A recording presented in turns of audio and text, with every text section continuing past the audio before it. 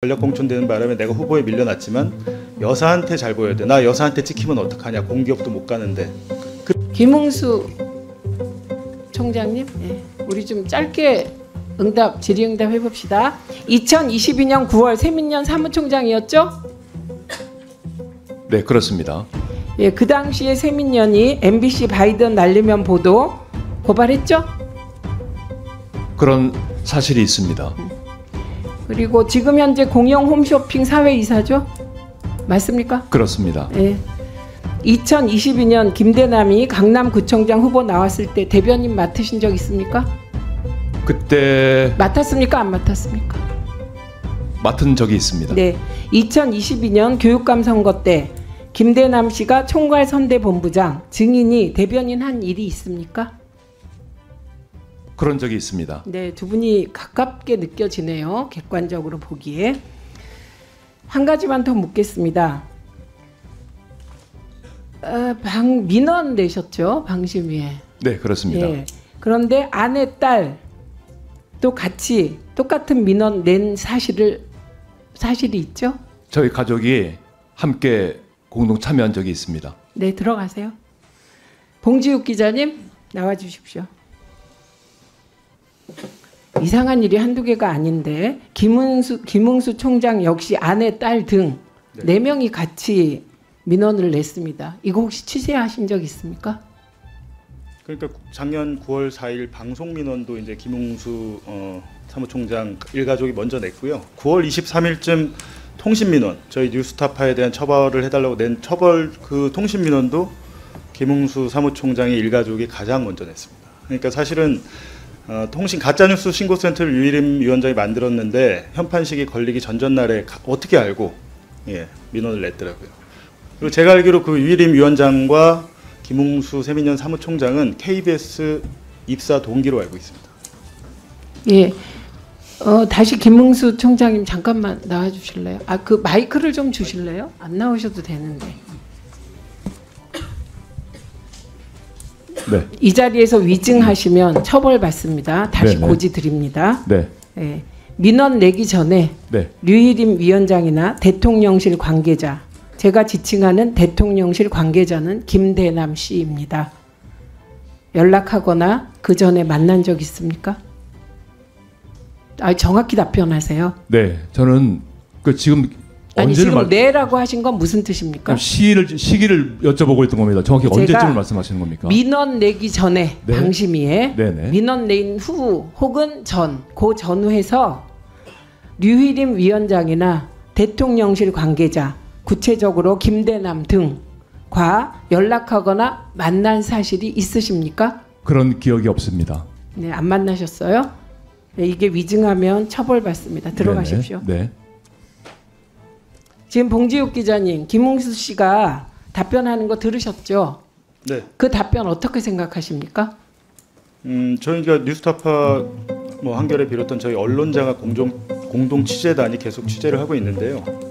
대통령실이 그 MBC 등 비판 언론 단체를 고발 사주한 사실에 이제 김웅수 세민연 사무총장이 연관되어 있고, 그리고 또 그 방심위 유일임 위원장을 비롯한 청구 민원 사건에도 김웅수 세민연 사무총장이 연관돼 있습니다. 그래서 저희도 이 두 사건에 상당한 연관성이 있다고 보고요. 본인은 지금 아무 관련이 없다고 하시는데 저희는 그렇게 생각하지는 않습니다. 아마 저희가 이제 오늘 다 말씀을 못 드리겠습니다. 저희 모레 뉴스타파에서 보도할 예정입니다. 아, 그렇습니까? 김웅수 총장이 공영 홈쇼핑 사회이사가 됐어요. 이 정부 들어서 이게 특이한 현상 중에 하나는 김건희 여사를 적극 옹호하거나, 예를 들면 가정주부 운운한 분, 그리고 김건희 여사를 무슨 시집 출판 기념회 같은 행사에 초대하거나 이런 분들이 꼭 보상을 받아요. 이 김대남 씨의 경우도 MBC 바이든 날리면 보도 관련하여 고발한 데 대한 대가라는 의구심이 있습니다. 어떻게 생각하십니까? 그렇게 볼 수도 있지만 이제 그 41개 서울의 소리 이명수 기자가 그 41개 음성 파일을 갖고 있고, 저희도 이제 진작에 제공받아서 제가 쭉 내용을 봤는데요. 대통령실 소속 그 비서관 직무 대리가 총선에까지 나간 분이 단 한 번도 윤석열 대통령 얘기를 하지 않습니다. 계속 김건희 여사한테 잘 보여야 돼. 이원모 전 비서관 때 전략공천되는 바람에 내가 후보에 밀려났지만 여사한테 잘 보여야 돼. 나 여사한테 찍히면 어떡하냐. 공기업도 못 가는데. 그렇게 얘기하고 결국에는 실제로 그 얘기를 하고 공기업 관련 취업 얘기를 계속하다가 실제로 지난 8월 3일에 서울 보증보험 3억 상임 감사로 갔잖아요. 그때도 그 전에도 이미 계속 여사님 타령을 하고 있거든요. 실질적으로 이제 저는 대통령실의 민낯을 보여준 거다 그렇게 보고 있습니다. 네. 다음으로 권익위 총괄과장 나와 주실래요?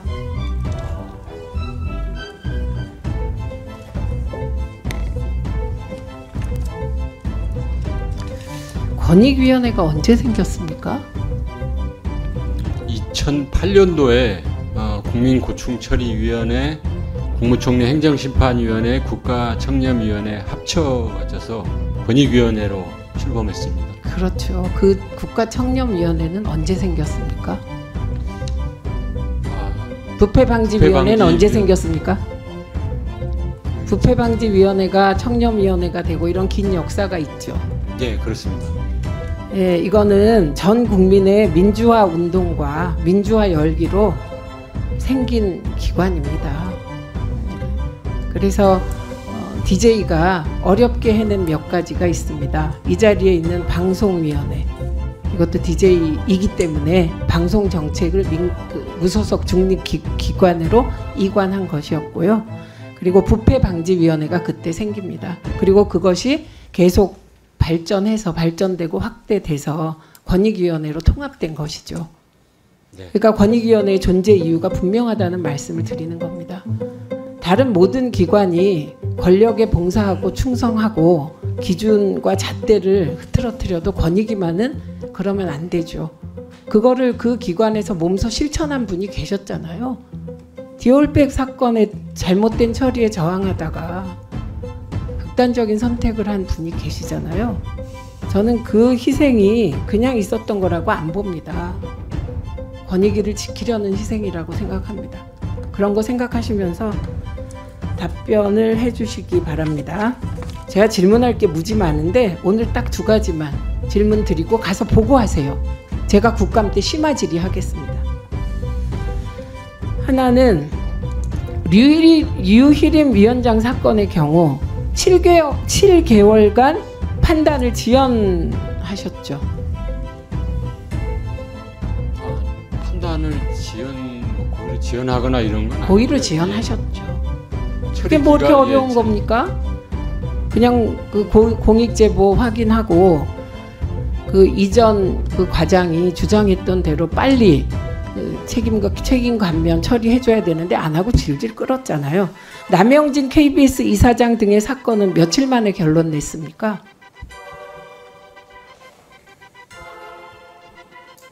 며칠 만에 결론 내셨어요?